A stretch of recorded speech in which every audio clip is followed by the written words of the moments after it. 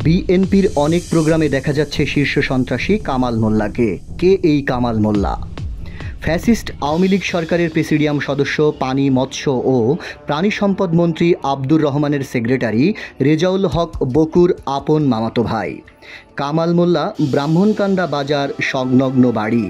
আওয়ামী লীগ সরকার ক্ষমতায় থাকাকালীন সময়ে সন্ত্রাসী কর্মকাণ্ড করে অনেকবার আলোচনায় এসেছেন। এই কামাল মোল্লা ও তার ভাতিজা কাদের মোল্লা স্বৈরাচার সরকার পতনের পর বিএনপির যুবদল, স্বেচ্ছাসেবক দল ও বিএনপির বিভিন্ন অঙ্গ সংগঠনের প্রত্যেকটা অনুষ্ঠানে কামাল মোল্লাকে আগে আগে দেখা যাচ্ছে।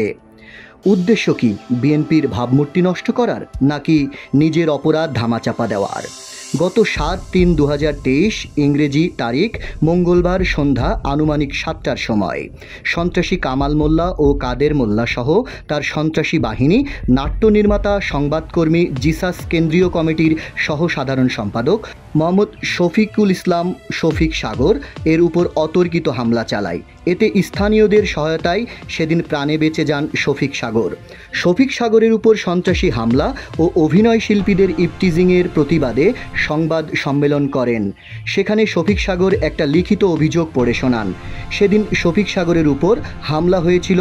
শফিক সাগর তার নিজ গ্রামে একটি শুটিং স্পট গড়ে তুলেছিলেন নিজের বাসভবন ও একটি ভাড়া বাসা নিয়ে। সেখানে বাংলাদেশ চলচ্চিত্রের অনেক নামিদামি অভিনয় শিল্পীরা অভিনয়ের জন্য ছুটে আসতেন মধুখালীর প্রাণকেন্দ্র মির্জাকান্দি গ্রামে। কামাল মোল্লা ও কাদের মোল্লার মাঝে মাঝে শফিক সাগরকে কুপ্রস্তাব দিতেন নারী অভিনয় শিল্পীদের নিয়ে একান্ত সময় কাটাবে বলে। মাঝে মাঝে টাকার অফারও করতেন। শফিক সাগর এতে প্রতিবাদ করলে নারী শিল্পীদের সাথে শুটিং স্পটে গিয়ে অশ্লীল অঙ্গভঙ্গি ও কুপ্রস্তাব দিতেন। এর প্রতিবাদ করাই কাল হয়েছিল শফিক সাগরের জীবনে। শুরুটা হয়েছিল আরও 1 বছর আগে।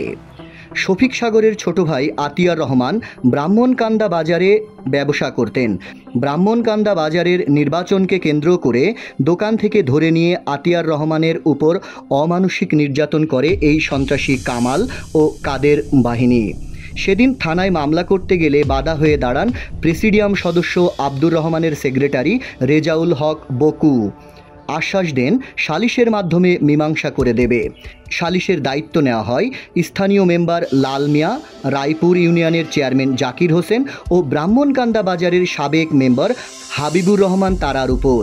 সেদিন সালিশে আতিয়ার রহমানের পক্ষে উপস্থিত হয়েছিলেন কামালদিয়া ইউনিয়নের চেয়ারম্যান ওয়ালিদ হাসান মামুন। উপস্থিত হওয়াকে কেন্দ্র করে সেদিন সালিশে না বসে আতিয়ার রহমান ও শফিক সাগরকে হুমকি ধামকি দিয়ে বাজার থেকে বের করে দেন। ওই পূর্বের ঘটে যাওয়া ঘটনাকে কেন্দ্র করে শফিক সাগরের শিল্পীদের উপর বিভিন্নভাবে অনৈতিক কর্মকাণ্ড চালিয়ে আসছিলেন কামাল ও সন্ত্রাসী কাদের বাহিনী।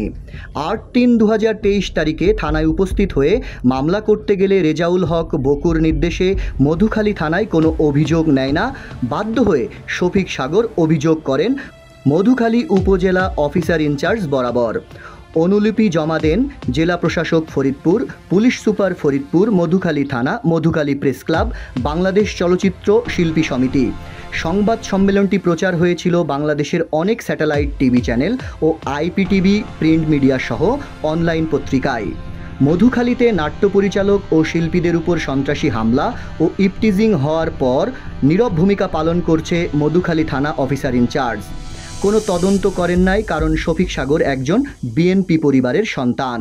শফিক সাগরের পিতা মোহাম্মদ ফরমান সর্দার কামালদিয়া ইউনিয়ন 1 নম্বর ওয়ার্ডের সাধারণ সম্পাদকের দায়িত্ব পালন করেছিলেন। শফিক সাগর জিসাস কেন্দ্রীয় কমিটির একজন সদস্য।